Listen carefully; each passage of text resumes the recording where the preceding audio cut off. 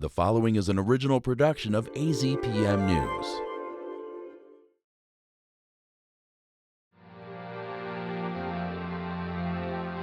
This week on Arizona Illustrated, we're celebrating Juneteenth from a new art show at the Drawing Studio.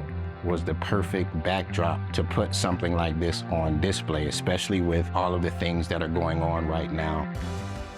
To the Tucson Juneteenth Festival that's been going on for more than 50 years. Juneteenth is actually commemorating the freeing of the last slaves in Galveston, Texas. Plus, we'll look at the hidden history of Tucson's Sugar Hill neighborhood. Sugar Hill is a name that's given to many Black communities all over the country.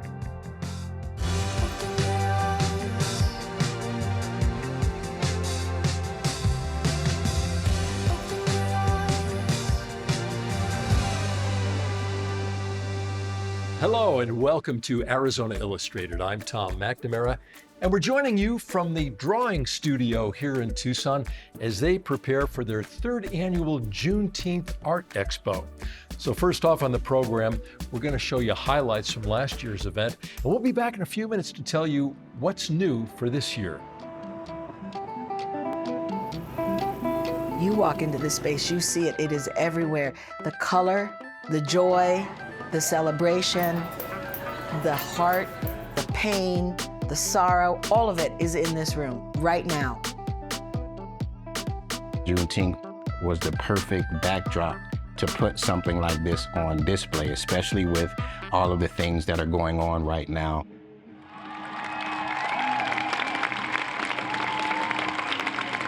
In our cities, across the country, and even around the world. This isn't going anywhere, and it shouldn't go anywhere. The Day of Jubilee, as it has been playfully known as, will continue to be, and it's been celebrated in this community for over 40 years. I'm confident in our ability to continue to celebrate it, regardless of whose pen is in charge. I am Maggie Rush-Miller. I'm the executive director of the Drawing Studio, and we are sitting in an old Circle K, we call it Building 2, and this is our second annual Juneteenth Art Expo. I came into work a year ago, May, and Miss Randizia, they approached me. They said, oh, might we use the space? It was so moving for me to witness the power of gathering, that power of community. We were at 25 last year. So what can we do next year? We do 100. When I was challenged with 100 Pan-African artists, I'm like, oh yeah, I can do that. And then I was thinking, ooh, can I do that? But I'm like, yeah, I can do that. So we have people from up in the Phoenix area and in the greater Tucson area as well. All the work was worth it. Last year, it was just in our regular, very small space. It was very conservative in the way in which we presented it. Conservative meaning expected. This is not expected. The space itself has its own artistic piece. I'm a big fan of the space really enhancing the art and also being integrated with the art that's being presented. And I think this space has accomplished that. Maggie has a beautiful mind. Let's start with that. The heart and soul that Maggie put into this, and like how much time and blood, sweat, and tears, so to speak, went into this. Like her passion, you can see how it came to life.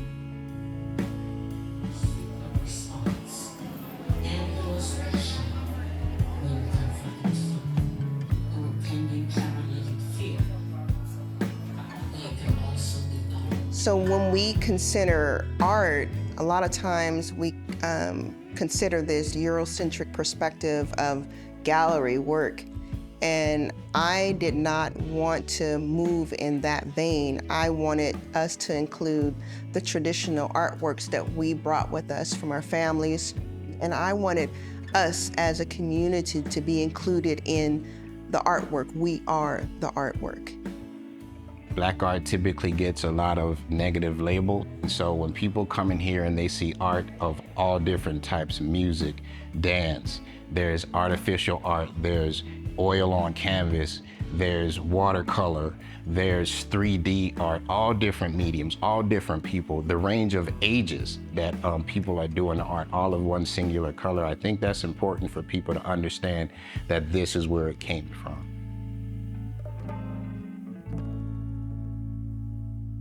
So I have two pieces that are not paintings. They're mixed media. It's two women, an older woman and a younger child, and they're kind of connected. It's about legacy and about passing down generational things, not all bad stuff, some good stuff. And then there's also the connection between everybody having their own story. And then I made a piece that's door knocker earrings, and it is about adornment being like protection and legacy. And then the third piece that I made is a painting, and it is all about ancestral wisdom and protection and knowing where I came from and knowing where I'm going.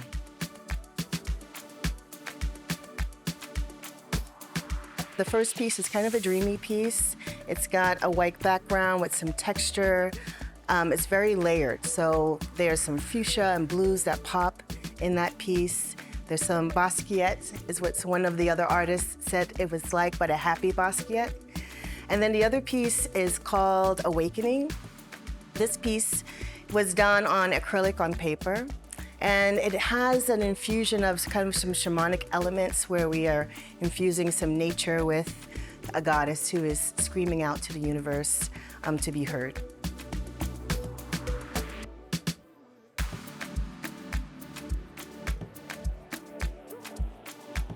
I have one piece. It's a handmade jewelry. Basically, it's a handmade pendant using copper and a crystal called Atlantisite. For this expo, I've submitted 26 digital works ranging in 4 different styles. I have a euphoria style, which is centered around self-love and realizing your inner light, just kind of cherishing and making sure that you always keep the positives in your mind. I write poetry. A lot of my pieces were really about empowerment, was really about being a Black African-American girl, being just a woman in general, and being a single mother, and having our ancestors by our side. So I did it on a cassette tape, which was very unusual for me, because I've never done that. But I enjoyed every bit of it because it was different. I was able to just kind of go off script and also just be in the moment of it, and I think that's what was really special to me. Before the world was carved into countries, before maps and borders, there were thrones made of sunstone and crowns kissed by the cosmos. There were queens, not just in name, but in purpose, regal minds and radiant flesh whose beauty could halt wars, yet it was their wisdom that moved nations. There's a lot of different points of views, a lot of different artists doing a lot of different things, and I'm definitely grateful to be part of it. Seeing that not only Juneteenth is a celebration of the ancestors, but everything I do is a celebration of my ancestors. And to be a part of this, it was just like, you know, basically like adding to that connection. The wisdom and energy and the creative expression of my ancestors flowing through me to be a part of this exhibit has really helped elevate my confidence in what I can do as an artist. It's empowering. Like I can definitely say already, I've already got my sketchbook in my backpack and I've been writing down notes about new textures and thought about some of these changes, and I'm just like, oh, let me go ahead and add that to my toolbox. So it's been magnificent so far. I was overwhelmed with the arts that I saw. I barely knew which way to go. And it was just like, they're all different. And they made me feel like you guys inspired me to now go write and also make art to go along with it. We had Juneteenth before there was a Juneteenth. We celebrate ourselves before it is acknowledged. That has been the history of ourselves. It is a joyful, truly joyful moment for all of us. It is a celebration. They are the mirror through which I more clearly see myself as my children see themselves through me. Our backs to their fronts, to their backs to their fronts, to their backs to their friends. Steady, we go onward, balanced. Well, joining us now is the executive director of the Drawing Studio, Maggie Rush. Thanks for having us in. And Michelle Kusi, who is an artist and a community outreach coordinator here at the Drawing Studio. And we're excited, as you're excited, Juneteenth, third annual expo. What's in store? We're so excited because this year we will continue what we've done for the last 2 years, which is we've got over 30 artists. Last year we had 100. We've had to constrain the art component because this year we've added a foodways. And that's really what I'm so excited about. So the foodways component consists of 10 chefs, 10 ingredients, and 10 stories. So if you can imagine 10 ingredients, we've got hibiscus, we've got rice, we've got okra. These are all African originated ingredients. But the stories of how they came to the States, how they became part of everyone's culture, right? That's what's so exciting to us. Well, that event sounds awesome. So when is it? All right, so this year, it is all June, all Juneteenth. Our show is up 10 to 6, Monday through Saturday. And then on the day, Juneteenth, from 10 to 8, we have our foodways, we have our black-owned businesses, and we have our show up as well. So come Juneteenth, all free, all brilliant. And we're very specific and intentional when we say Pan-African. And that's why Michelle is with us today as well. Michelle, your involvement now, you're an artist. You work here, you coordinate things with the community and all. Tell us about your involvement and your excitement about this. Yeah, well, last year I was a part of the Drawing Studio Juneteenth Expo last year, and I submitted my work. I do mixed media art with photography, and so being on the other side of the show, it's really amazing to see how many artists we can bring in and tell the story. It's different because when I first got into this show, I was looking for a community where I can show my work, because in Tucson, I've never seen so many people like me in one area. So being able to see that, I felt really included and able to share my story. So now being on the other end, I get to help other people also share their story. And also I want to say, Tom, to your point, Juneteenth, right? This is our story. This is African American, Pan-African American. It's a story of Black folks and enslavement. And I suggest that that story is truly all of our story, right? All Americans are all American story. And that is how we have been received. So Juneteenth to me is a day to welcome in all of us. And I think at this moment, right, the challenges of this moment, where there are entities that are actively erasing parts of American history, it is even more important that we all come together, ensuring that all stories are heard, all stories are celebrated and elevated. So Juneteenth is an American day. It is not just for Black folks, it is for all of us. The Tucson Juneteenth Festival has been gathering for this important date for over 50 years, long before it was a federal holiday.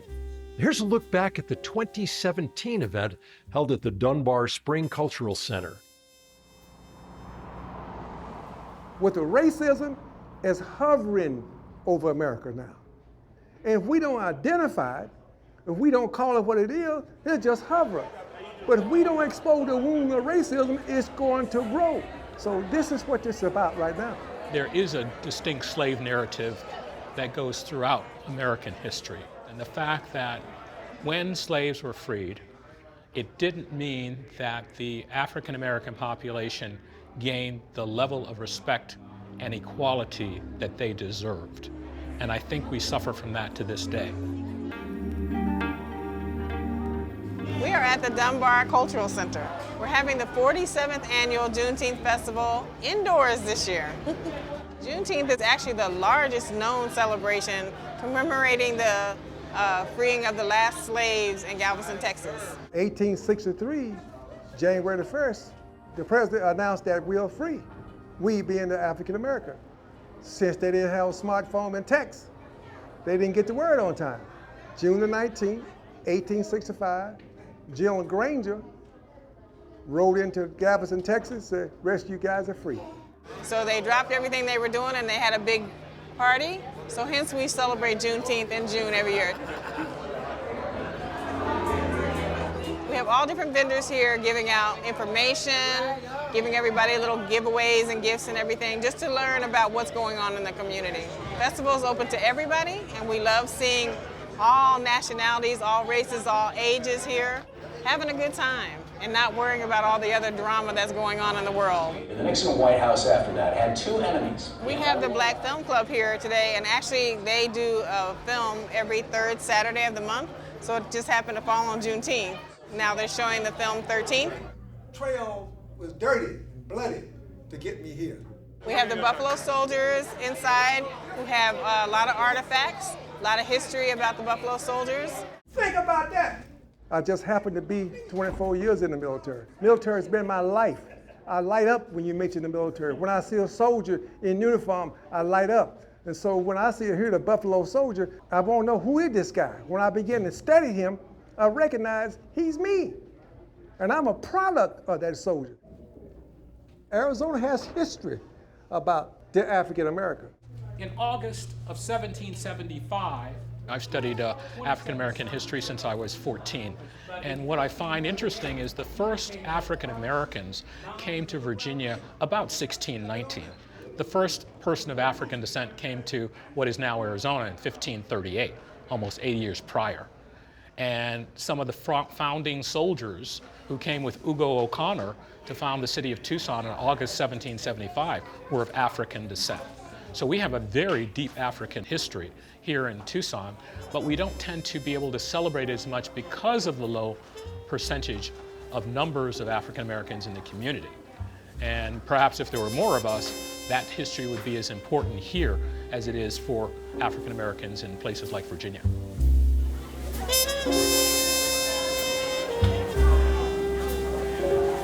I was born and raised in Alabama, where I was showered with the N-word.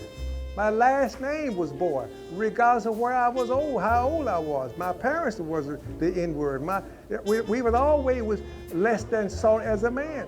And so here I am in Juneteenth in Arizona. Arizona now celebrates Juneteenth as a state holiday. So I'm elated. I grew up in the civil rights movement. I'm 70 years old. So, I integrated every school I went to from the time I was in high school on. I suffered a lot of abuses. I grew up when there were still segregated schools, segregated water fountains, segregated places to eat. So to see us make this much progress is very heartening to me.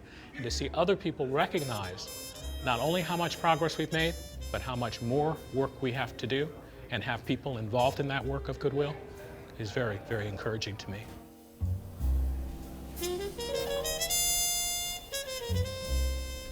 Now, the 2026 Juneteenth Festival will be held on Saturday, June 20th from 6 to 10 p.m. at a much larger venue, the Keno Sports Complex, a testament to how much the festival has grown in recent years. You can find more information at TucsonJune19.org. The tradition of African American pride in Tucson is rooted in historically Black neighborhoods. Now, they were products of redlining and discriminatory housing policies, but they gave rise to a proud middle class and had their own unique identities. Here now is the hidden history of Tucson's Sugar Hill neighborhood. Jackie Blue, thank you for sitting with me and bringing me into your home for this interview. My pleasure. I usually start out by asking the interviewee to state your name and also tell us your mother's name and your father's name. Okay. My name is Jack Anderson Jr.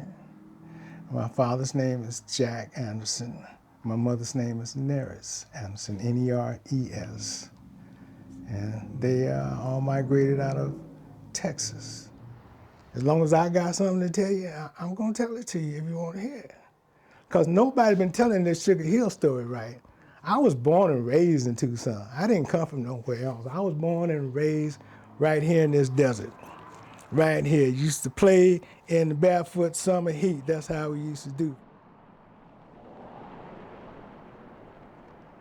Sugar Hill has always been the name that this area has been called by the locals and people who grew up in the neighborhood or the surrounding areas.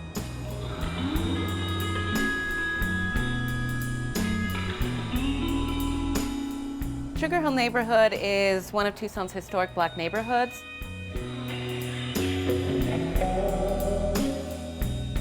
People started moving in the late 40s, early 50s, around the time that the city decided to redline this area for Black homeowners. My grandpa came here in the 50s, brought his family along from East St. Louis, and yeah, we've been here ever since.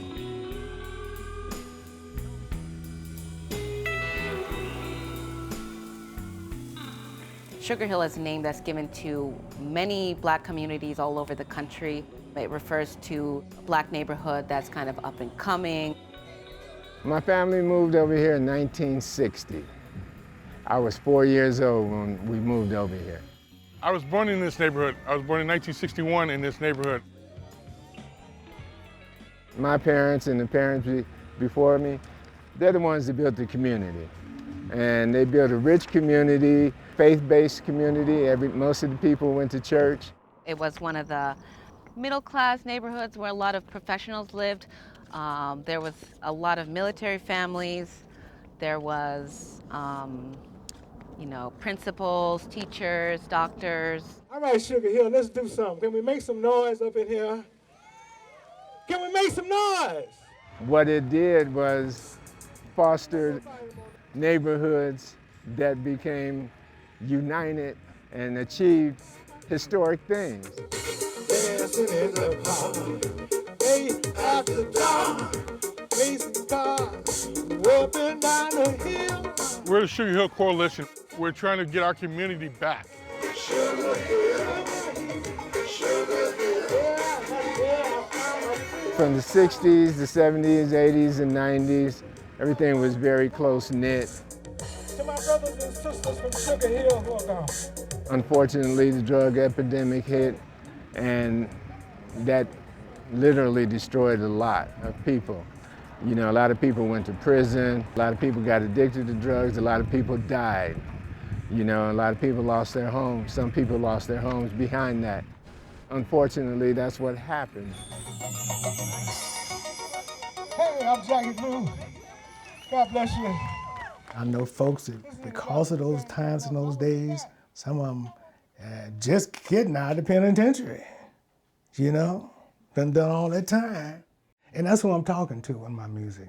I'm talking to the people that was right out there with me, whether it's fighting the revolution or selling drugs in the street. The goal of the Sugar Hill Oral History Project is to make visible the history of the neighborhood, the lives of the people who lived here and who still live here.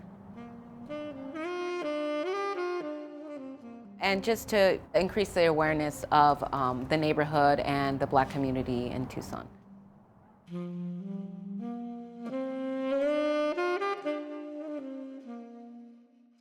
My mother came out to support her aunt, found a job.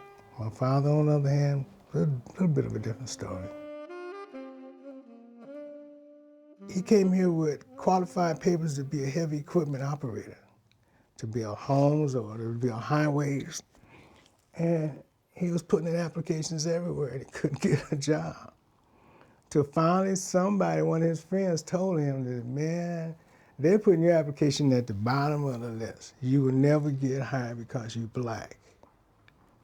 He could get a job as a janitor, which is what he did. So he was an angry man deep down inside because he had to spend most of his life doing work that he didn't like to do. when it comes to racism, segregation, and oppression, I think it's, it's similar in all areas of the country. Everything you see internationally happen here, locally, on a smaller scale. Students rioting. I've had people get shot by the police, relatives get shot by the police. I don't think it's vastly different from living in the South. Maybe you weren't going to get lynched, but, there's still all kinds of oppression and, places where you had to stay and jobs that you couldn't get.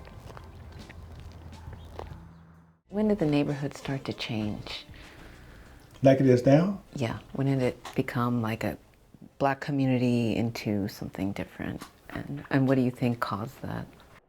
Time brings about a change. So a lot of that I attribute to time. I chose this one to kind of really show the world like what gentrification has done to the neighborhood. I mean, if you look to your right, look to your left, these are houses that developers came in, bought up. The whole block is student houses now. Feldman's neighborhood to the south, Jefferson Park to the east, they all have historic designation status. Sugar Hill does not. At the end, what I call at the end of the battle, right? Because we lost it. I ain't say it's over, but we lost it. I called one of these numbers and, asked if I could stay there, if I could live there, and I was told that this wasn't a good neighborhood for me to stay in because I have a daughter. It's just kind of sad that some of the things, a lot of stuff we fought for is cool. Some of it is just, and the people that fought for it, nobody knows about them. Nobody cares. That's the thing, nobody really cares. Yeah, I can tell them about them, but okay.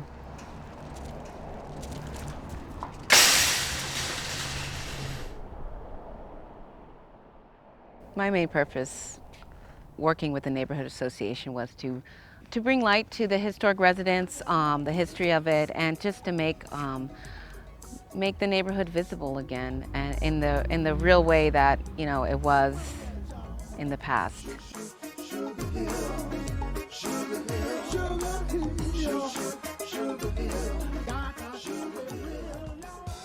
Thank you for joining us for Arizona Illustrated from here at the Drawing Studio in their 3rd annual Juneteenth Art Expo. It's a good one. I'm Tom McNamara. Going to go check out some of the art, and I'll see you next week.